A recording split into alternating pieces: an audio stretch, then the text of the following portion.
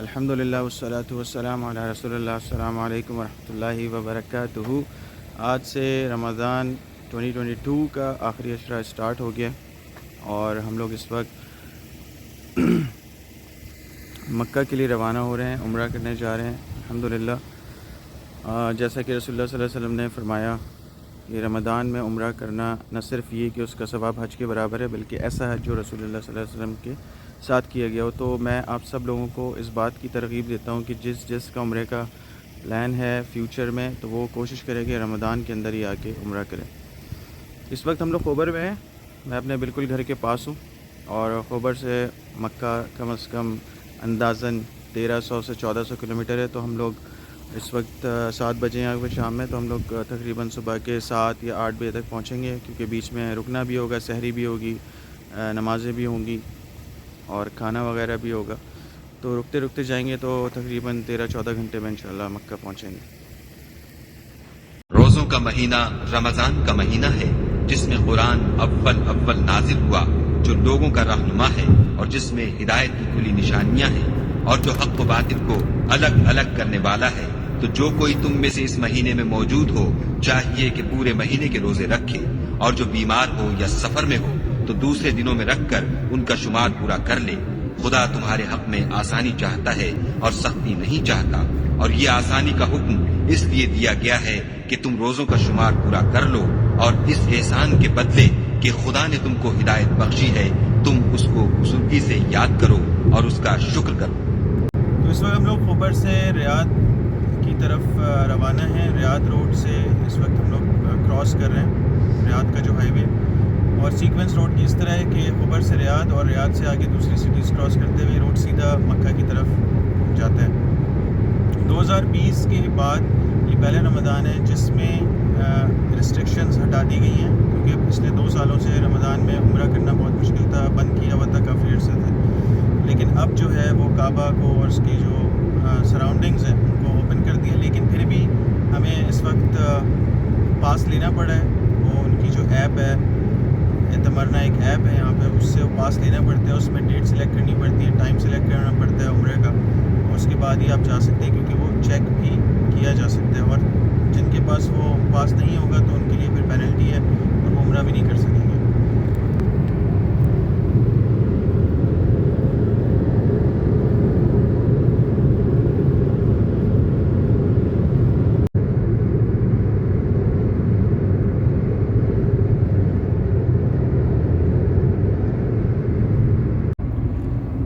اس وقت ہم لوگ ریاض سے گزر رہے ہیں. رات کا تقریباً 1 بج چکا ہے اور یہاں سے مکہ 800 کلومیٹر ہے. تو انشاءاللہ صبح 8 یا 9 بجے تک ہم لوگ پہنچ جائیں گے. بیچ میں ہمیں رکنا بھی ہوگا سحری کے لیے اور فجر کی نماز کے لیے.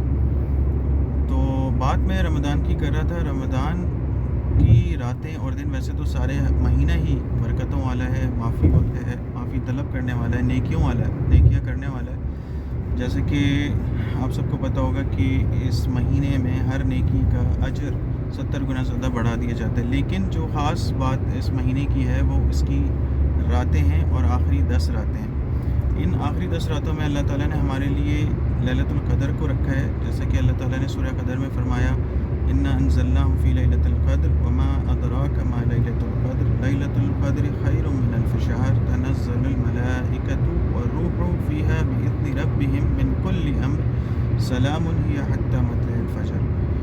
کہ ہم نے اسے یعنی کہ اس کتاب کو، قرآن کو اس رات میں نازل کیا، اور تم کیا جانو کہ یہ رات کیا ہے. یہ رات 1000 مہینوں سے زیادہ بہتر رات ہے. 1000 مہینوں سے زیادہ بہتر کا مطلب یہ کہ جس شخص کی عمر اس وقت 70 سال بھی ہوگی تو اس نے بھی ابھی تک 1000 مہینے نہیں دیکھے.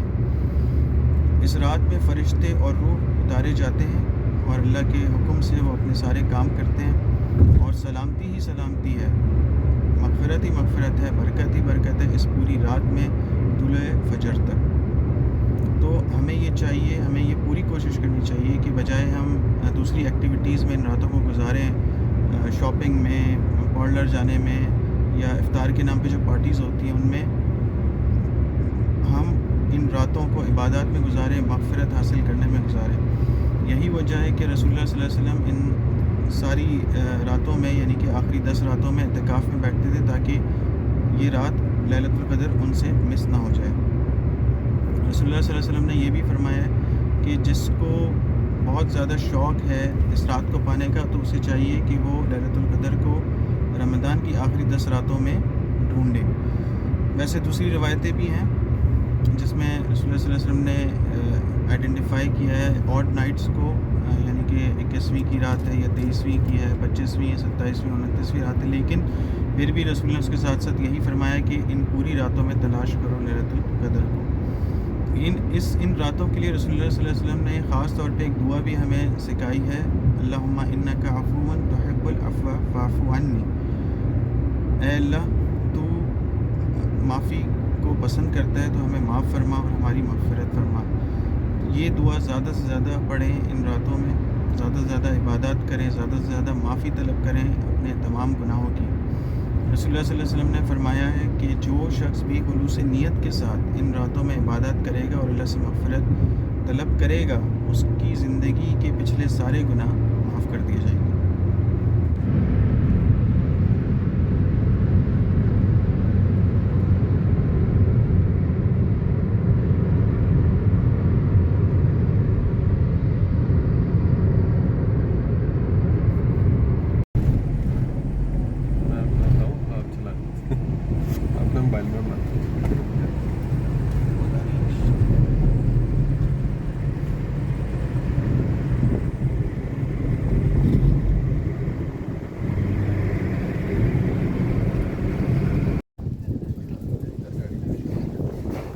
हम लोग मीकात पहुँच गए। थोड़ा सा हमारा प्लान चेंज हो गया। इनिशियली जो हमारा प्लान ये था कि हम नॉन स्टॉप ड्राइव करेंगे और मक्का पे जाके रुकेंगे, लेकिन रास्ते में जो है वो हमें सोना पड़ा और फजर के बाद आज सुबह हम लोग सो गए थे। फिर दोपहर में उठे हैं ज़ोहर पे और नमाज़ पढ़कर फिर हम मीकात के लिए निकले थे, जिसमें रास्ते में सैंडस्टॉर्म आया था तो थोड़ा सा उसमें भी डिले हुआ। तो इस वक्त 5:30 हो गए शाम के और हम लोग मीकात पे पहुँचे। मीकात मैं बताता चलूँ उन लोगों के लिए जिनको इस बारे में मालूमात नहीं है। मीकात वो पॉइंट हैं जो रसूलुल्लाह सल्लल्लाहु अलैहि वसल्लम ने अपनी ज़िंदगी में डिफ़ाइन कर दिए, जहाँ से लोग एहराम पहन के फिर आगे उम्रा या हज के लिए रवाना होंगे। तो रसूलुल्लाह सल्लल्लाहु अलैहि वसल्लम ने अपनी ज़िंदगी में 4 पॉइंट्स मीकात के डिफ़ाइन कर दिए थे और उनके नाम भी डिफ़ाइन है, जो कि आज तक चलते हुए आ रहे हैं और इंशाअल्लाह आगे तक चलते रहेंगे। जिस मीकात पे सिर्फ मैं हूँ वो काबा की ईस्टर्न साइड है। इसका नाम है मीकात करन अल मनाजिल, जो यहाँ पर सील अल कबीर के नाम से भी फेमस है। तो काबा की जितनी भी ईस्टर्न डायरेक्शन से जो लोग आएंगे बाई रोड, वो इस पॉइंट पर रुक कर एहराम पहनेंगे और आगे रवाना होंगे। जिसमें जैसे कि हम लोग ईस्टर्न साइड से आए सऊदी अरेबिया की, और काबा की भी ईस्टर्न साइड है, तो हमारे लिए ये मीकात का पॉइंट है। इसी तरह जो ममालिक, जो कंट्रीज़ उस ईस्टर्न डायरेक्शन में आती हैं काबा के, जैसे कि UAE, ओमान, कतर, उनसे पीछे पाकिस्तान, इंडिया, लेकिन वो चूँकि बाई रोड नहीं आते तो उनके लिए पॉइंट नहीं बनता। तो जो भी बाई रोड आएगा उनके लिए यही मीकात का पॉइंट बनेगा, जहाँ से वो एहराम चेंज करेंगे। जो लोग फ़्लाइट से आते हैं उनको या तो फ़्लाइट से पहले ही एहराम पहनना पड़ता है, या फिर फ़्लाइट में, क्योंकि वो मीकात क्रॉस करके जद्दा एयरपोर्ट पे नॉर्मली जो हज करने या उम्रा करने आते हैं वो लैंड होते हैं। दूसरा जो मीकात का पॉइंट है वो काबा के नॉर्थ साइड के लिए है। नॉर्थ से जो लोग आ रहे हैं, जैसे कि मदीना से जो आ रहे हैं या मदीना से ऊपर जो कंट्रीज़ हैं, जैसे जिसमें सीरिया है, लबनान है, फ़लस्तीन, जॉर्डन है, वो सब जो आ रहे हैं अगर बाई रोड आ रहे हैं तो उनको मीकात उल हुलैफा से रुक कर एहराम पहनना होगा। फिर इसी तरह जो वेस्टर्न साइड है, जो काबा की जो वेस्टर्न डायरेक्शन से जो लोग आ रहे हैं, वो रुकेंगे अल-जुफ़ा, उस मीकात का नाम है अल-जुफ़ा, वहाँ पर रुक के एहराम पहनेंगे। और जो साउदर्न साइड पर हैं, जैसे कि जो यमन से आ रहे हैं या सोमालिया से आ रहे हैं या साउदर्न रीजन से जितने भी लोग आ रहे हैं बाय रोड, वो मीकात यलमलम पे रुक कर एहराम पहनेंगे और वहाँ से अपने उम्रे या हज का आगाज़ करेंगे।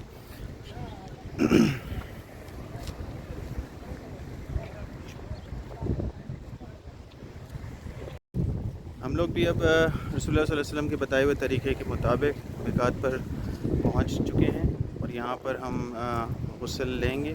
غسل کے بعد ہم احرام پہنیں گے، 2 رکعت نفل پڑھیں گے اور عمرے کی نیت کر کے پھر انشاءاللہ یہاں سے کعبہ کے لیے روانہ ہوں گے۔